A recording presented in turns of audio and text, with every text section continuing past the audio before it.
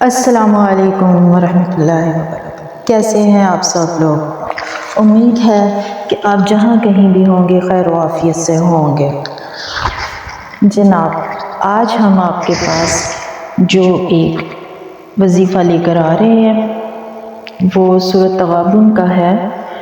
اس سے پہلے ہم نے سورۃ تغابن کا جو وظائف بیان کیے، یہ اس کا دوسرا پارٹ ہے۔ سورۃ تغابن جو ہے وہ ہر قسم کی آفات سے محفوظ رہنے کے لیے بہت اچھی سمجھی جاتی ہے۔ یہ ایک انتہائی طاقتور سورت ہے جو زندگی کے ہر مسئلے کا احاطہ کیے ہوئے ہے۔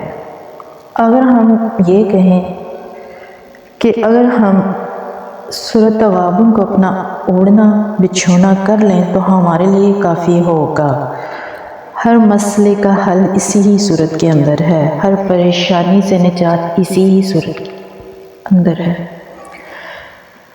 لیکن یہ بھی صحیح نہیں کہ پورے قرآن سے صرف ایک سورہ کو پکڑ لیا جائے۔ اسی لیے علماء کرام اس کی تمام فضائل اور اس کی برکات بیان کرنے سے ڈرتے ہیں کہ کہیں باقی قرآن کی حق تلفی نہ ہو جائے۔ اس کی روزانہ 3 بار تلاوت مال میں برکت کا باعث بنتی ہے۔ آج کل جس قسم کا معاشرہ چل رہا ہے، ہمیں دشمن، ظالم اور نقصان پہنچانے والے لوگوں کا پتہ نہیں چلتا۔ قدم قدم پر حاسدین موجود ہیں جو حسد کی صورت میں بھی ہمارے ساتھ دشمنی ہی کرتے ہیں۔ آسیب کا اثر ہو، یہ سب کے لیے کافی ہے۔ اگر ہم اس کی تلاوت کریں تو ان تمام کے نقصانات سے محفوظ رہ سکتے ہیں۔ شادی کے لیے، اولاد کے لیے، رزق کے لیے اللہ تعالیٰ نے اس میں شفا رکھی ہے اور ہمارے لیے ہر معاملے میں رہنمائی رکھی ہے اس کے اندر، یا ہمیں رہنمائی حاصل ہوتی ہے۔ مگر آج ہم جس خاص مقصد کے لیے یہ وظیفہ بنا رہے ہیں، ویڈیو ریکارڈنگ کر رہے ہیں، وہ ہے قید سے رہائی یا مقدمے میں کامیابی۔ آج ہم 3 طرح سے اس کے وظائف بیان کریں گے، مگر اس سے پہلے ایک وقت کے عالم، مفتی یا بزرگ دین کا ہم واقعہ بیان کریں گے آپ کے سامنے، جس سے مزید آپ کو اس سورہ کی فضیلت، برکات پتہ چلیں گی۔ مولانا صاحب بتاتے ہیں کہ میں ایک لمبے عرصے تک ایک مقدمے میں پھنسا ہوا تھا۔ میں جاتا تھا، تاریخ پہ تاریخ ڈال دی جاتی تھی اور میں پریشان ہوتا تھا۔ اسی طرح کافی لمبا عرصہ گزر گیا۔ میں بہت پریشان تھا، میرے چکر پہ چکر لگتے تھے۔ ایک دن خواب میں کسی بزرگ نے انہیں کہا سورۃ تغابن کے متعلق۔ وہ اٹھے، انہوں نے 40 دفعہ یا 41 دفعہ سورۃ تغابن کی تلاوت کی۔ دیکھیں وہ حافظ قرآن تھے تو انہیں کوئی پرابلم نہیں ہوئی۔ انہوں نے پڑھا، پھر اس کے بعد تہجد میں ان کی آنکھ کھل گئی۔ انہوں نے تہجد میں بھی 40 یا 41 بار پڑھا۔ یہ 41 کا عدد اس وجہ سے ہے، ویسے 40 دفعہ ہی ہوتی ہے، لیکن 41 کا عدد اس لیے رکھا جاتا ہے کہ اگر کوئی کمی بیشی رہ گئی ہے تو وہ اس میں پوری ہو جائے۔ ویسے آپ 40 دفعہ بھی پڑھیں تو کافی ہوتا ہے۔ پھر انہوں نے فجر کی نماز میں سورۃ تغابن کو پڑھا۔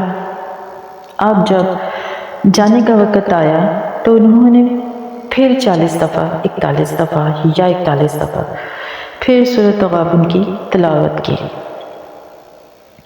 مقدمے پہ گئے، ان کا مقدمہ نہ صرف ان کے حق میں ہوا بلکہ جج صاحب نے ان سے پیچھے کی معافی بھی مانگی اور عرض کی کہ مولانا صاحب میں آپ کی معذرت چاہتا ہوں اور آپ کو اپنی گاڑی میں اپنے گھر چھوڑ کر آتا ہوں۔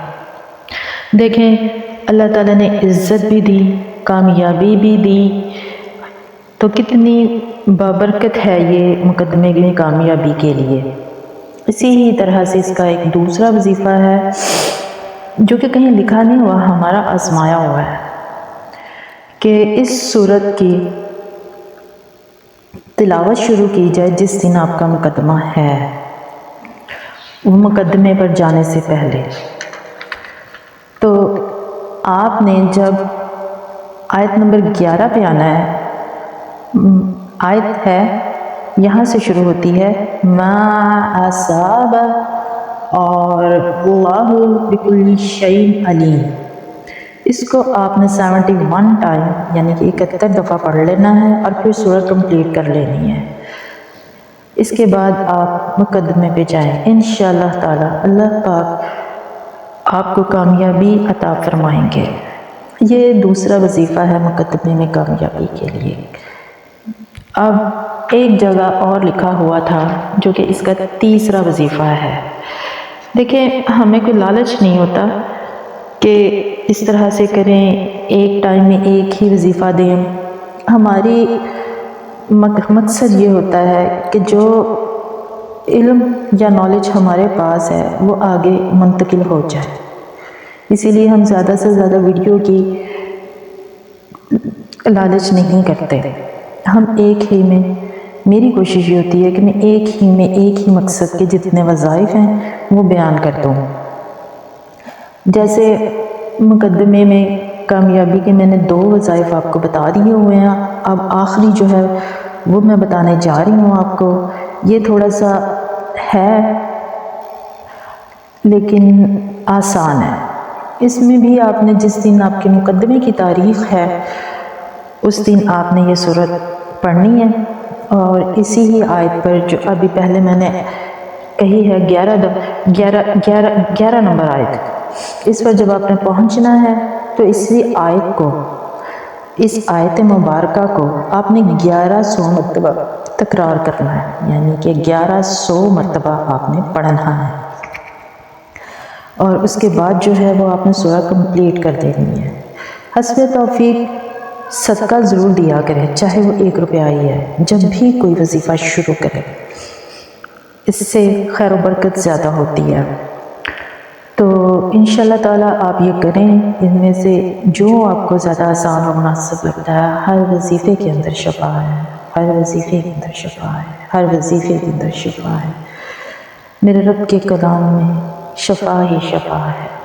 آپ ایک بار آزما کر دیکھیں، انشاءاللہ آپ کو اللہ پاک کامیابی ہی عطا فرمائیں گے۔ یہ نیکسٹ جو ہے وہ ہم آپ کے لیے